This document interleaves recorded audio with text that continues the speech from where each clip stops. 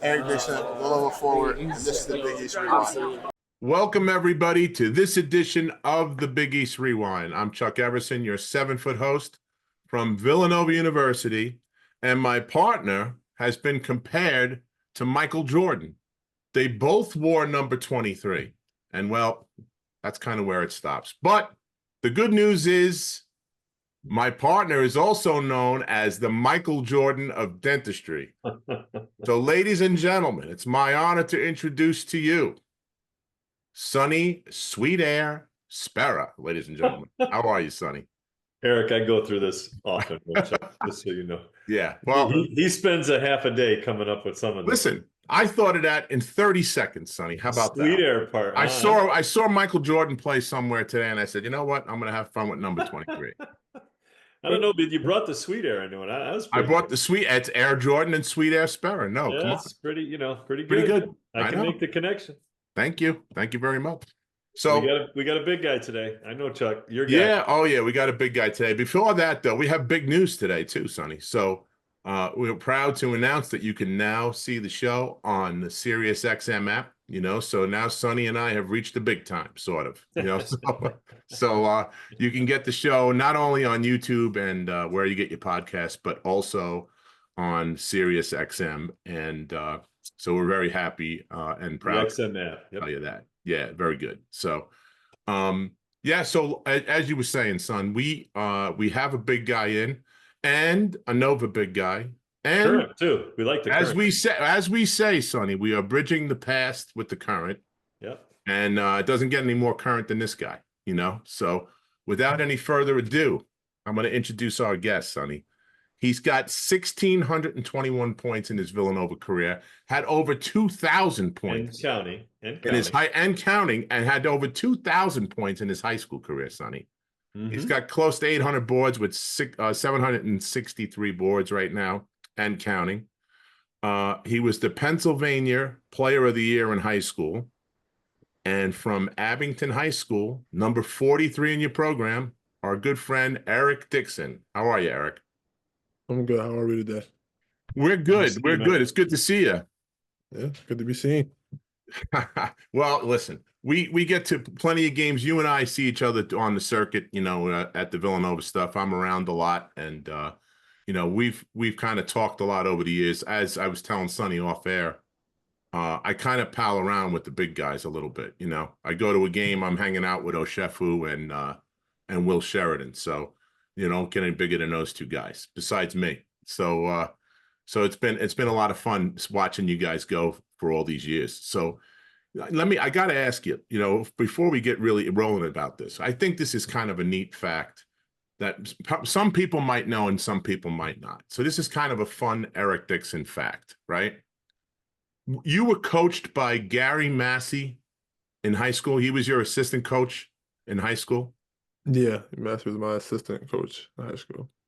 How interesting is that? I mean, here's a guy that he's now a Hall of Famer at Villanova. Hall of Famer at Nova. Hall of Famer, yep. And you know, so how did he play into your recruitment, or did he? Man, the funny part is I didn't know he went to Villanova until I want to say. Are you kidding?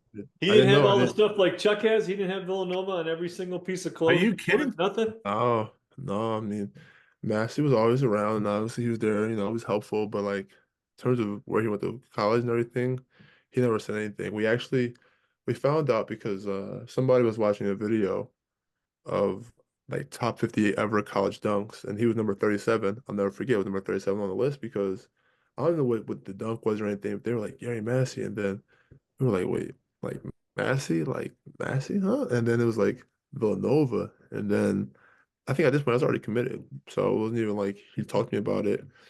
Or maybe I was about to commit, maybe I was being recruited, maybe I was like getting down to my Final Four, whatever the case may be. But I was pretty far along in the process. And then it just like, yeah. And then we went to him like, yo, did you play for Villanova? He's like, yeah, I went to play for Villanova, and he told us about it a little bit, very little bit. You know, Massey isn't really the type to talk much about himself, but like just a very little bit gave you a little bit. So yeah. I mean, did he tell me anything about it? Of course not. But I do know, yes. You know, it's funny that you said he was in the dunks number 37 in the dunk thing, because when he played, I mean, Do you remember going in the pavilion before it was renovated? You've been in that building before it was what it is today, right? Yeah, I And played one game there in high school. yeah, and as you go into the locker room, there was a scoreboard. It was pretty high up. It was almost like by the stand, like the top of the. As you're walking in the locker room, above your head, like 2-3 feet above your head, there was a scoreboard. He's the only guy I've ever seen run and touch and smack the scoreboard with his hand on a fly. He can get off the ground. He had some really good hops, that guy, for sure. They did. Yeah, for sure. Yeah, he really did. So let's get into it, E. So tell me about your recruitment. You started a little bit. You started to talk about it a little bit. Yeah. So talk about who was in the mix. You know, you were obviously you were player of the year in Pennsylvania. So talk about how the recruitment process went for you and who was involved. Okay, you're gonna get me in trouble, so I'm definitely gonna forget some teams. But I think my final four was Villanova, Virginia, Seton Hall, and Louisville. That was my final four. There's another couple other good schools in there. Rutgers was in there, really tight. I really liked them. Yeah. And they were kind of just starting up. Michael had just gotten his first or second year, and they were getting it started. And I liked the energy and the charisma over there. So they were good. But for me, I think it all just came down to being close to home at the end of the day. I'm from Athens, Pennsylvania, and Abington Senior High School is a public school. And so Right. for me, it's crazy. Like growing up, like Philly isn't really a Nova city. There's Nova fans there, but they like their Temples and their St. Joe's and they're the South for sure. So definitely grew up in maybe like a Temple kind of area. A lot of Temple support, a lot of Temple fans. Um, and so I didn't ever really see myself going to Villanova. Like even when I got the offer from Villanova, I was like, oh, okay, finally I got it. So everybody could stop asking me about it.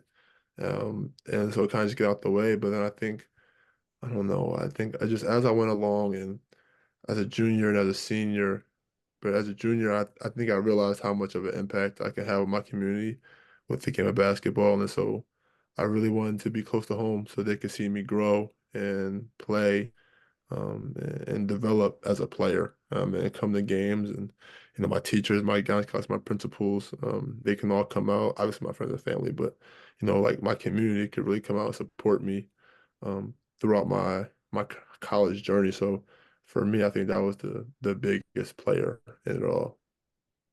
So when you were younger, before you really were like a college, call it a prospect, who did you watch or who did you follow in the college game? The college game, obviously I'm a young kid. Like I watched a lot of NBA, but I mean, ironically enough, Javon Pinkston is somebody that, I saw a few games of coming up in college. He's probably I mean, obviously there's Psycho T, from, UNC, but like outside of those two guys, I really couldn't tell you anybody that I was watching too closely as a kid. But NBA players like LaMarcus Aldridge, Zach Randolph, like I love Zach Randolph's game, low to the ground I wonder lefty. why. Yeah, yeah, low to the ground lefty, Nothing. strong, scored many different ways. I think guys like that, like Zach Randolph, LaMarcus Aldridge, Tim Duncan, like my three people that I would say I watched as a kid to like try to get better. So I don't have to ask you what your favorite pro team is. I gotta believe it's the Sixers. Yeah, yeah. I mean, for now, As misguided as it is, I gotta believe it's the Sixers. yeah, it's the Sixers for now. Hometown kid. Um, ironically, I kind of grew up a little bit of a Bobcats fan. You guys remember the Charlotte Bobcats? Yeah. Yeah, Yeah, so sure. back when they had DJ Augustine and Boris Diaw and Gerald Wallace, like I don't know. I was just, they had pinstripe jerseys. I was just all in, and Okay. uh, so but I think the That's cool. Sixers have been that since about high school, so Did fell you in ever line. get to Did go, you? like, do you remember ever going to a game or anything like that? Any of those events happen when you were younger? One time, so I think the most memorable game I got to go to like 2012 or 13, whatever. Braun was in Miami, and maybe they were the 1 seed, and we were the 8, and they came up here and we played, and I got to see that. And that was a really cool experience. Sat right behind the backboard, and like the flame shut up, and I could feel the heat and everything like that. So I distinctly remember that, and kind of just watching them play. About the game itself, nothing really too crazy, but like remember feeling the heat. I remember going to that Heat game. How about the size of the guys? I remember my first pro game I saw from a reasonable distance was Jeff Rulin was playing for the Washington Bullets, and him and Mahorn, and I was like, oh man, these dudes are huge, you know? Yeah. Yeah. I mean, I don't know. I was never a small kid myself. So, I mean, I saw them. Like, they're big, but like, they're not that big, right? I mean, it's All all right, right. that's cool. So, yeah.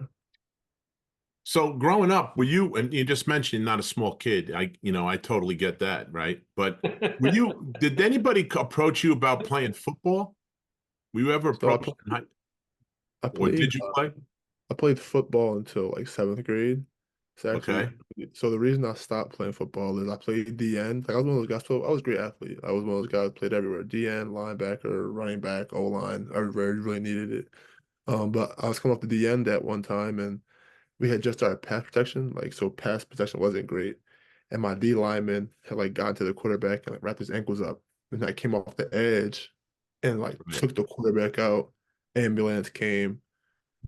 People helped him off the field and everything, and I didn't like that feeling. And then mind you, at this point, I'm in sixth grade, so I'm probably like 6 foot, probably pushing 200 pounds. I mean, like, I'm a big kid. And the next game, they ran like an end around, and then my job to contain on the other end. And this running back came around, I made the tackle. I made the tackle, but like I went backwards, and like I was like, you know what? I lost my edge, and I don't have it anymore. Then I feel like you got to want to hurt people in football, and so it just wasn't me. I just Yeah. moved past it. But I played baseball until 10th grade. Oh, really? What position in baseball? I was first base and pitcher. I had a Did you fastball. throw and hit lefty? Yeah. Well, I was actually a switch hitter, in my prime. In my prime. Wow. In Yeah. his prime. Yeah. Yeah. Wow. Sonny was a baseball player, was a pitcher. He Yeah. got drafted by the Brewers twice. Oh, man, I wasn't that good. Yeah, he was pretty Well, good. you could have. No, Yeah, I as don't. big as Lefty, you are, lefty shoot. I pitcher. mean, How hard did you throw? Tell me. You were ready to say. How hard did you throw the ball? 10th grade, I threw probably 80. Yeah. yeah, So that's you're smoke, 10th man. grader throwing 80. They know you're going to throw in the 90s. They know No, I don't know. I mean, I was throwing 80 in the dirt. I get it. Had to get my control together. And I didn't have like another pitch. I had a That had to fast. be scary as hell, Sonny, seeing that, right? I it. mean, Trust me. 80 That miles was an hour coming at you from a guy that big. Randy Johnson coming at you, man. Yeah, that was you're not that kidding. was my whole like intimidation tactic. You never know if it was gonna be a strike or if it's gonna right your head. So I was like known. I was known for like Louis 3 Lelouch from strikeouts. Bull Durham. See? Yeah. Always breaking new stuff, Sonny. Nobody It's great. Hey, Yeah. come on. somebody's got to ask the good questions. Somebody's got to ask the in-depth questions like that. Tough questions. Exactly. That's Yeah. right. 3 Professional strikeouts. journalist, Sonny. You know that. So 3 as strikeouts, we 3 go. walks, all in the same inning. That was my thing all the time. Roll the bases up, strike 3 out, just like that. Wow. You just need a little pressure. That's all. Load Yeah. them up and strike them out, Sonny. I like that. I hear it. Yeah. That's The good. Yanks almost did that in the World Series. That's good. So Yeah, almost. so you wind up at Nova, okay? And you make the choice to stay home as we talked about. So you redshirted your first year, or was that your second year that you I redshirted my very first year there. now what was that something that you didn't get injured though? I don't remember you getting hurt. Was that something that they talked to you about, that Jay talked to you about? I think looking back on it, he probably said it in his own special way. Um, but I mean, it being exclusively discussed, no, of course not. But when they recruited me, they were just like, you know, there's no way they're like, it's gonna be the hardest thing you ever go through. There's easier ways that you can go about doing this. Like there's many ways to play the game, and this is not going to be the easiest one for you. And he was like, how he said it, I think he said, you could start for us next year, or you could play it not at all. And Wow. I think he meant it. I think he meant that. I mean, if I had come in and somehow miraculously was better than everyone on the roster, I'm sure I would have played. But when I got there, I mean, I didn't go into it thinking I was a one and done. Like I always thought 4 years was going to be what I was, destined for. And so it was hard. I'm not going to say it wasn't to Yeah. go through that year, especially like you said, there's no academic reason. I don't have any, like the NCAA wasn't holding me back. It was just a development thing. And, did they discuss it? Kind of, but no, I don't think I really expected it. It's one of those things you're like, okay, you say this is gonna be like hard work, and like, oh yeah, I'm all for it, sign me up. But then you get into it, and you're like, okay, this is this is tough and this is different. But I mean, it made me better. I mean, the mental aspect of it was really the most difficult part. Basketball was going to be basketball, but I think just getting through it mentally. Just like, I mean, so I mean, you didn't ask me, but I think for me, like the hardest part was just I'm so close to home, and I came or I went to Villanova so that people could see me like grow and Hmm. develop and see me play, and to not play or do any of those things, it was difficult. And like I remember just coming home during the winter, like to watch my friends play that were still on the high school team. Like people be like, "Hey man, like what's going on? Like you're gonna get on the floor this year? Like, why aren't you playing? Like what's going on? Blah blah." And it was just difficult and it was hard for me to go back home and to go to those games and face those people that thought the world of me. Because I don't know, I just feel like I'll let them down.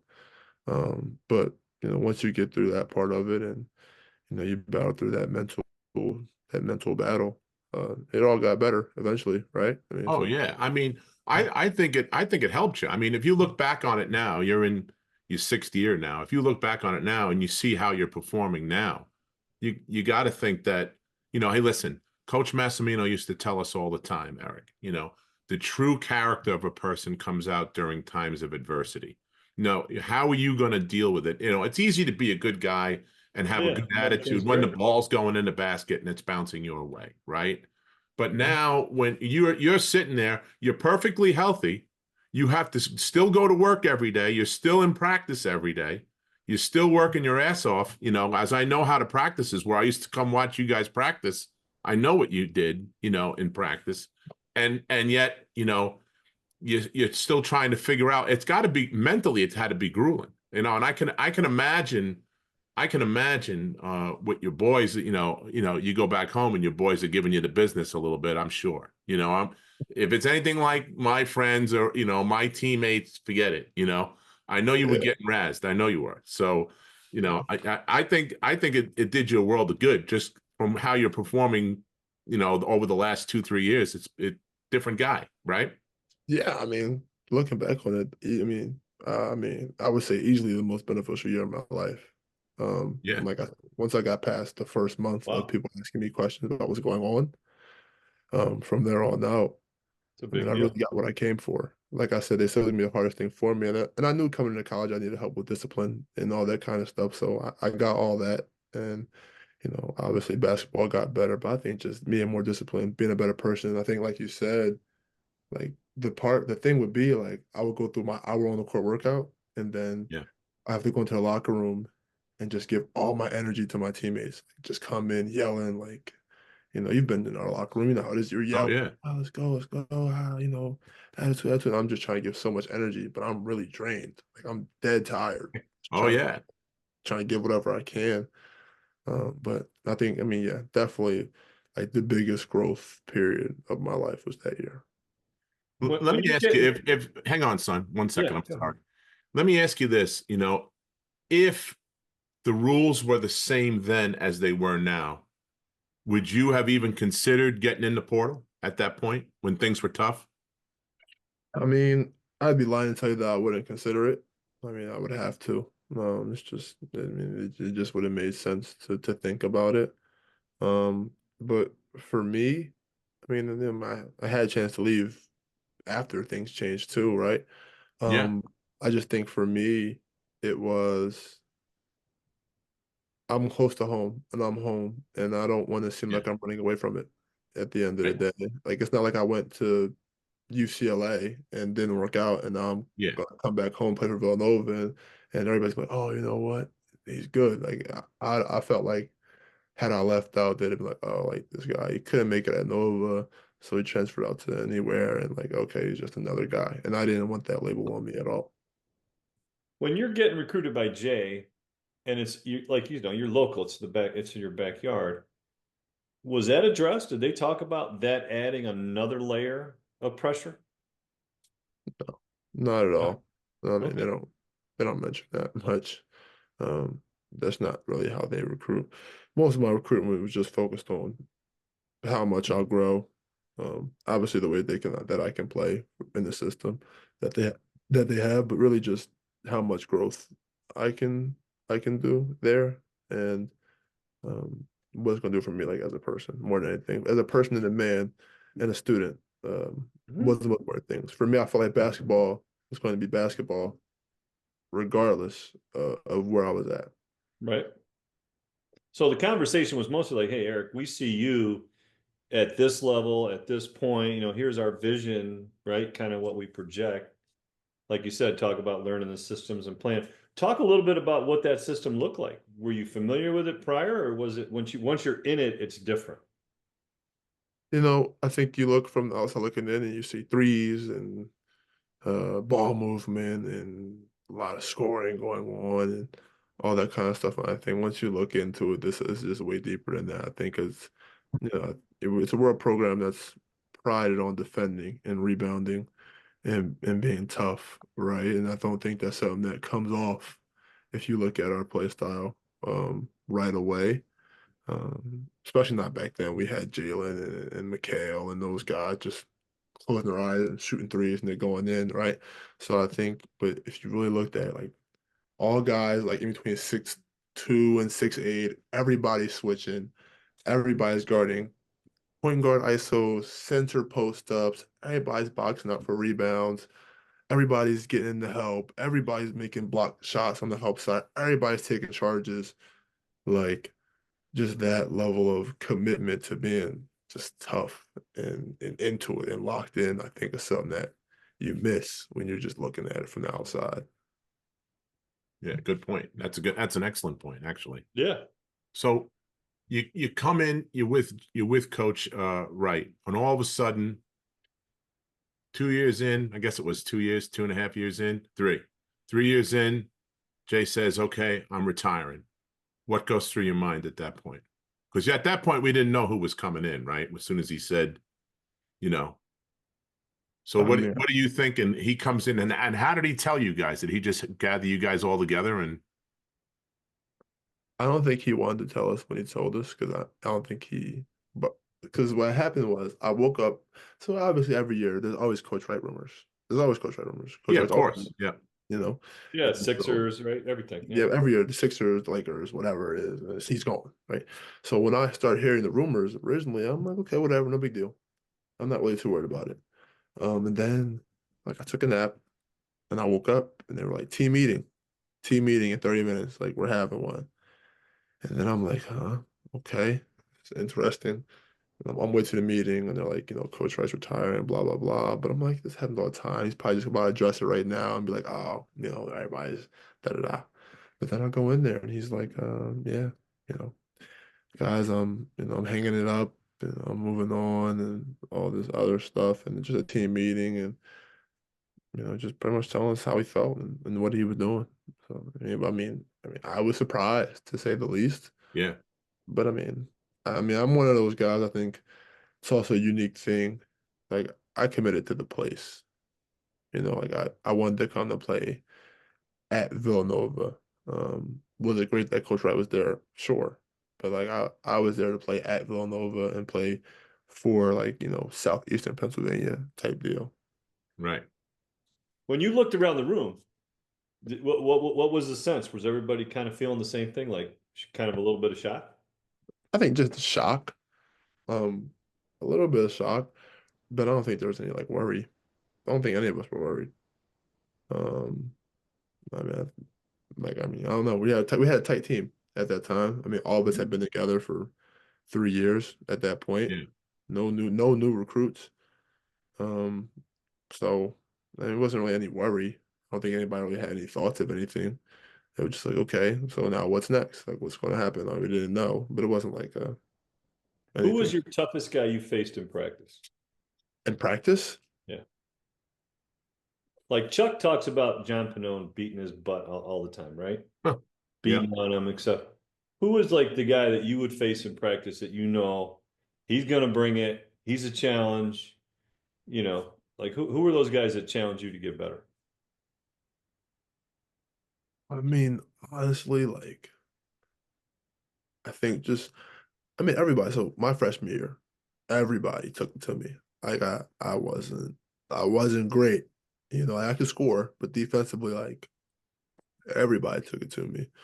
But I think just watching like Colin Gillespie come in every single day and play hard, and like, you know, he would get me into like a switch on the ball screen, and like I would be just out there just trying my best, doing what I could. And like it's Colin, so like he hits some tough shots and he does some crazy things. And I think just watching Sadiq Bey, Yeah. my freshman year in practice, we keep the stats, not being funny at all. I think he shot like 60% from three in practice.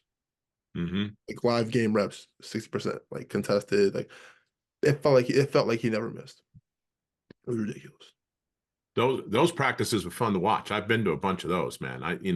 I used to love going to watch you guys practice because you really get to learn a lot about the current team, by being able to go in there and see it for yourself. You know who's a leader, who's a shooter, who's a rebounder, those kind of things. And you learn a lot that way. So now Jay leaves and they announce that Kyle's the coach, and Kyle comes in, and you guys all knew Kyle from his experiences there, and was he there? He was there with you. It had to be at least 1 year, right? Because then he had 1 year at Fordham, and that was your third year. So you had to have 1 year with Kyle. So it was two. So it was a familiar face, right? So that had to make the transition easier, I would think. No? I mean, yeah. I mean, things are still really, really similar to how they were before. Kyle actually like did my redshirt workout, so you know it was really, really familiar face for me. Um, and I mean, like I said, I mean, things are very similar. Nothing's really different. You know, a few different plays, maybe a few different defenses, but like our values and everything's still the same. So it's very easy. So talk a little bit about comparison, right? Because Jay has going to put his stamp on it. Kyle's going to put his stamp on it. How do the two styles compare in your eyes? Um, like I said, really, really similar. Um, if anything, maybe Kyle is just a little bit more of a player coach. Like, listen to the players more. Gives them a little bit more freedom than maybe Coach Wright would have. I mean, obviously, I don't think Coach Wright would disagree with this either. He's obviously more relatable to his players than Coach Wright was. But I mean, obviously, I don't have to say how good Coach Wright was. I mean, he's Coach Wright, so we all know about him. But I think just, Nep was, just newer, like just view the game just a little differently in terms of, shots and defenses. And I think, like I said, just understanding guys and where they're coming from. Got it. Yeah, I think it's subtle, but I understand what you're saying. I mean, he tried to bring in the Villanova culture and try to keep it intact as best as he could. So my question to you about that Villanova culture, in the current state of basketball today with the portal, I mean, you're there 6 years. How many different teammates have you had in 6 years? Especially over the last three, right? I mean, a ton. So I think this year, what did we lose? 8 or 10 guys? We This got nothing, guys. 9 new guys. Okay, so how do you maintain the Villanova culture? How do you do that? Now you're the captain along with Jordan, right? So, how do you talk about the pluses and minuses of how do you keep that all together? Can you keep it together, or is it something that has to be redeveloped, reinvented? I mean, so obviously, we don't recruit everyone. We try to recruit a specific type of person, Mm-hmm. and so that one that can understand what we're trying to do and the one that can appreciate what we're trying to do, where we're coming from. Um, I'm not going to sit here and tell you that it's exactly the same culture and that it's as easy to develop as it used to be, because now, like I told you before, we do things differently. And we're not like a lot of places. So that's a challenge for some guys when they come in, because there's different ways to play the game. Yeah. There's many ways to be successful at playing the game. So just trying to have everyone in the same mindset for any program is going to be difficult. And just in the era of the portal, you've got new guys year after year, like program like ours, like it takes 2 years, 2 3 years to really get a feel for it, really get the system down, and really take pride in it, and really appreciate all the nuance that it comes with. But I mean, these new guys that we have, like they try, and then they want to do it. But it's just not that easy. It just doesn't happen that fast. Like I said, my first 3 years, we had no new teammates, none, Right. zero. Right. And we didn't need them. We didn't like feel like, oh, we got to go to the portal and get anybody. I mean, by my third year, went to a Final Four, 30-win season. Like, Yeah. it just takes time. And I So, think, but as a captain, mhm. right, and knowing all the things you just said and the challenges, is that a little more on your shoulders, and how do you handle that kind of responsibility? I think I just try to keep in mind for guys like, what they came here for. We're a tough-minded program, and we make tough guys. We make tough guys, mentally and physically. And I think if you can keep that in perspective, then you'll be fine. And obviously, it gets tough on some days, and on those days where it gets tough for those guys, my job is just to remind them and show them, what it looks like, what it's supposed to be, and then what it can be for you. And like I said, we've got great guys that try to do it. And this year we got a mix of young guys that are really getting into it, and just, saying attitude, wearing your bands around, and, all that kind of little stuff, and just talking like a Villanova basketball player is big for me in terms of Yeah. my job. Like just walk around like drop my water bottle attitude, just little stuff, and just keep reminding them, it's a lifestyle, not just a basketball play style. Yeah. Right. It's tough, like you say, and that's why I asked the question, because when you're constantly rotating, it used to be, and up until the portal became an issue, it used to be the older guys taught the younger guys, and that's a little easier.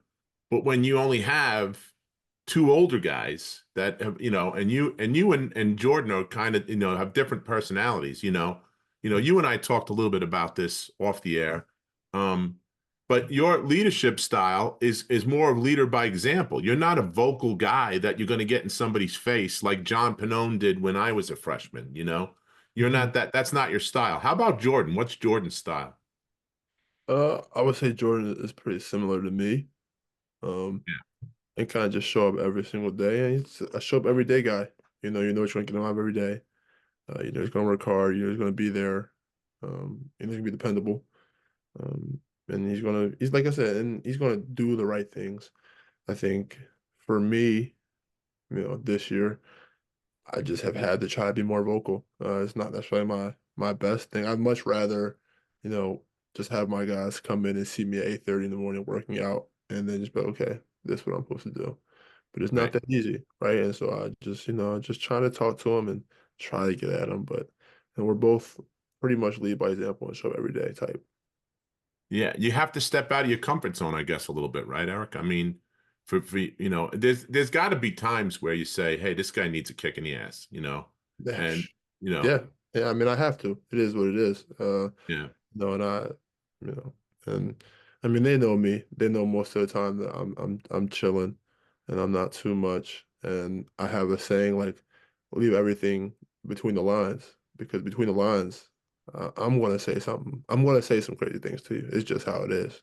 yeah, And, but I don't want you to feel like I'm gonna feel that way about you off the court. Like once we go off the court, right, leave it on the court. And and I think that's another key thing for me, like getting your face on the court, call you something, tell you to do something better. I'll make sure before we get off the court, you want to say anything to me, you can say it, and then we're going to leave it there. And that's just what right. it is. And that's a lesson that was taught to all of us, and that's a very, very important lesson. John Pannone taught me that too. Believe me, we've talked about that on the show, so I understand how that goes. Um, I want to talk to you about Cam Whitmore when you were playing with him. Okay. Okay. Mhm. So, an unbelievable talented kid. Okay. A little bit quiet, a little bit reserved, Talk to me about, the way he played for you guys and now what he's doing in the league. Because it's, to me, we didn't get to see very much of him because he was only there for a flash, really. He was there one season. Do you think that's a guy that could have benefited from a little more of understanding the culture and understanding what it means to be a Villanova basketball player? Or is that he just, because it's not, he's like two different guys. Because right now, if you watch him play now, he does not look anything like the guy he was at Nova. Yeah, I think it's just one of those things where, I mean, the first 2, 3 days I saw him play, I automatically thought like NBA player. Yeah. He just had an NBA body, NBA play type, and I think, you're seeing a benefit from it in the NBA, just like the spacing of the floor and just being able to just go and be Cam. I think as far as him staying at Villanova, I mean, I don't know. I mean, he grew a lot in his year there. Like, I'm really proud of Cam for the person that he became while he was Yeah. there. So he took a lot of strides. And he took a lot of accountability down the stretch of just being a better person. And I think that's one of those things you look at the end of the year. I think he's a great example of like um, someone that helps me feel like I do my job as a captain. Um, because if a guy like that can come in here and grow and be better from this program, then it is what it is. Obviously, I don't think it's a secret that we haven't got the results, maybe wins or losses wise, that Nova is accustomed to, but just the relationships that I have with all my teammates, all Yeah. whatever 14 new ones of them they are, um, they can all still call me, and I appreciate all my relationships with them all still. So when I look at a guy like that, it just makes me feel good, and feel like I might have helped him a little bit, not as much as I wanted to, but just still helped him out a little bit. I think the word you were looking for is maturity, right? I mean, from where he was to at the end of the season, you could see it. I like most as speaking not as a former player, as a Villanova fan, I wish he would have hung around one more year. I understand the business part of it, but it would have been great We to all see what wish he he would could have have hung done around there. one more Yeah, year. Yeah, exactly. I mean, come Exactly. on. Let's be honest. We all wish he would have hung around one more Yeah. year. Yep. You So know, yeah. speaking of maturity, okay, your game has come to a different level now. I mean, you are working the pick and pop as good as anybody I've ever seen right now. And you're stroking the ball, probably as good as you've ever shot it. You're looking, real good compared to, You could be a at the 2,000, progression. 1,000 guy. Yeah, from when we talked about you redshirting till now, Eric, it's like, it's great. It's great to see. How is the offensive scheme that Coach Nepp put in? How is that helping you? I think it helps. I mean, I think just my teammates. I know it sounds cliche to say, but just my teammates that I have really helped me. You look at Jig. He just helps me get into my spots a lot better. You look at Woog, he spaces the floor for me. Jordan spaces the floor for me. And I think, having Enoch down there on the glass frees Yeah. me up to do a lot of different things. Uh, and just guys having understanding for where I like it. Even down to my staff, like, it's been a long time. They've cooked for a while and they've seen me do workouts and do things that a lot of people haven't. So just that deeper understanding of my game and kind of having the team around me to help me excel at those things has been, a big difference for me like the last couple of years. Yeah, I think you're more. You look like you're more in your natural position this year than last. Listen, on the box, you have great footwork on in and around the basket. I've always told you that. And then now you're stepping away a little more. You're getting shots. I really think it helps a lot that you're able to be that mobile now. It's showing off most of your skill, all your skills, you know what I mean? Your whole skill set. Yeah, I mean, I played the four my whole life until I got to college. Right. Yeah, right. That's I what I'm never played center before I got here. So yeah, I mean, it's natural for me. It doesn't feel too different, honestly. I mean, like I said, a lot of people around, the area or the country might be a little bit surprised, but I've never played the five before I got to college, so Right. it just is what it is. Now, like at Syracuse, we had with the guards forwards broke up. So pretty much my first couple years, Brendan Malone worked with the bigs, Bernie worked with the guards, right? And then that reversed because Bernie worked a lot with Ronnie Cycli, so he started working with the big guys. Okay, who do you credit with teaching you some of the finer points of the position inside and in that outside area as well? And Dwayne Anderson is my guy. Yeah. He's the forwards guy, I guess you could say. We do guards forwards, like he's the forwards coach. And spend a lot of time together.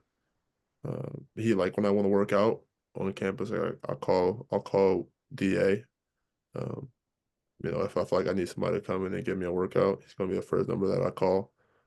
And if I have questions about anything going on, like he's gonna be the first number that I call.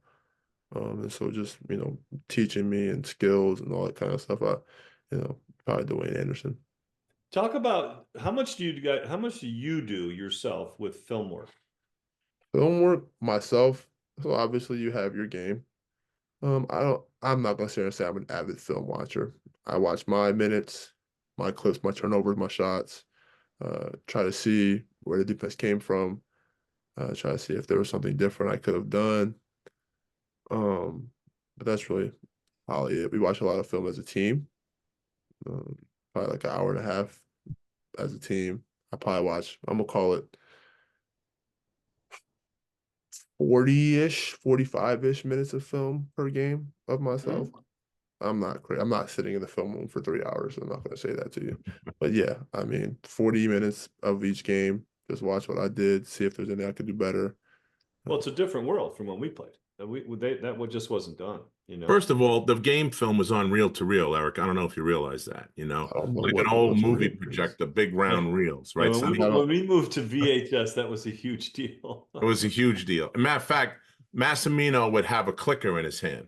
So if something happened when That's how you could reverse it. where he's ready to rip you about something you did on the floor, he'd fast forward, reverse it, run it again, at the click of a buzzer. I mean, it was very tough to deal with that every day. Not We to, didn't have the breakdown. We didn't have the you guys have the game right after it's over. You go back to your room, you're on your iPad, and you got the game.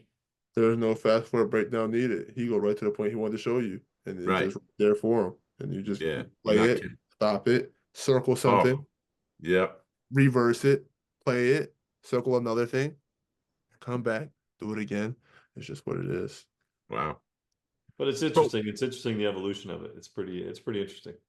So a couple more I have for you, and we'll let you go. I know we're running up against your time. Talk about, if you can, what was the deal with the suspension? Was it because you played in the Portsmouth tournament? Is that the whole thing for one game? It seems silly given that of the world that we live in now with college sports, right? Yeah, I mean, it was just Portsmouth. There's really not a whole lot. That was it. Yeah, it's not a whole lot more to it than that. I mean, I played in Portsmouth, and it was one of those things, like I knew the suspension was possible, but I'm being very serious. Like, I just didn't see myself come back to school, so I just didn't think twice about it. Portsmouth is a great event. A lot of people have played in it, and it's something I heard about coming up as a kid. So when I got the opportunity to play in it, it was a no-brainer. I come back to school and suspension, da-da-da. I didn't think I'd come back anyway. So I was like, let's go make it happen. So it is what it is. What went into your decision, Eric, about, okay, I'm going to give it my shot to go to the league by leaving when you left? Man, I just felt like I had learned a lot at school, and I had seen a lot of things. And honestly, I just felt like Villanova was kind of ready for that next chapter. And people always say like I'm an old guy, I'm from the Wright era, all this other kind of stuff, and I just felt like I've done a lot, and I was content with where I was at, as far as my Villanova career, and I was just ready to, make that leap and make that experience and try to just go for my dreams, honestly. And the follow-up to that is what went into the decision to come back to Villanova? What went into that?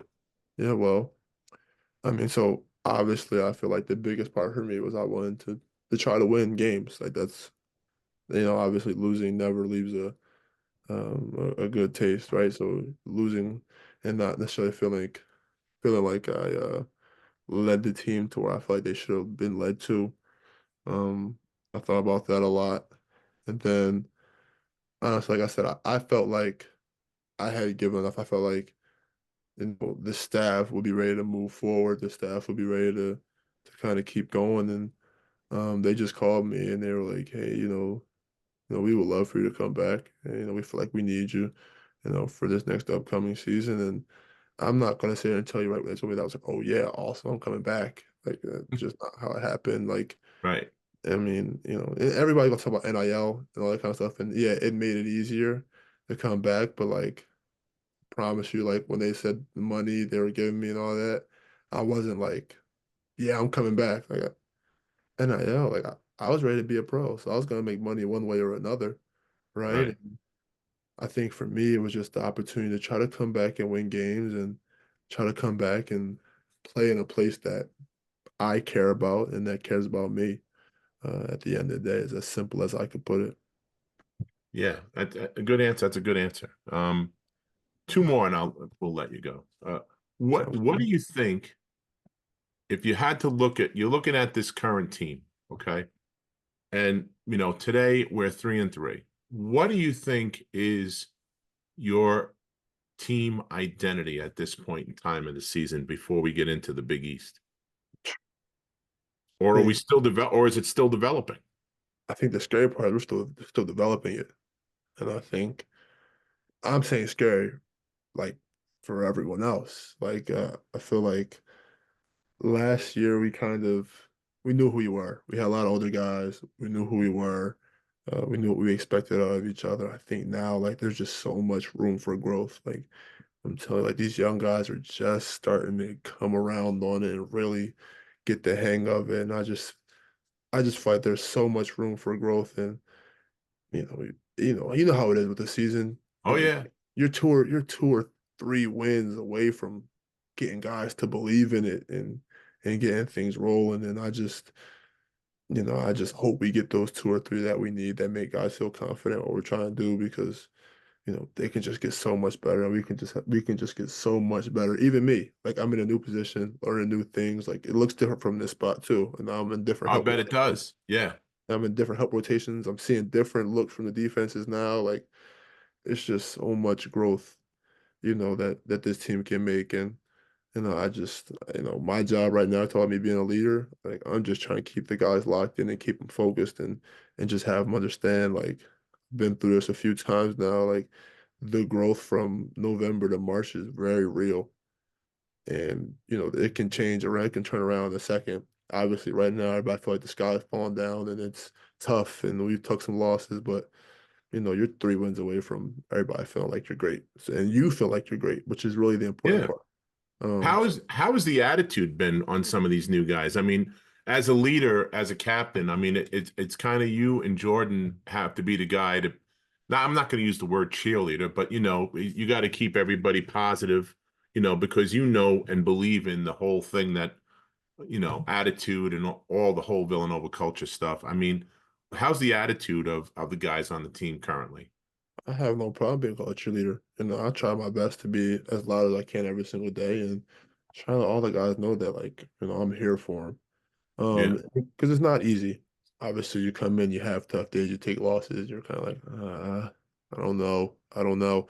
But I just try to tell them like it's going to click for you. And like I said, this group is different than the groups we've had because they want to do it and they're so close and there's just so much room for growth. Like I said, it's just scary. And right now, I'm just trying to keep them into it every single day and just let them know you're still a good player. We're still a good team. Let's just keep working and see where it takes us. So last one, and I'll let you go. So we discussed it. You had some rough waters, so far. How do you how do you navigate through that?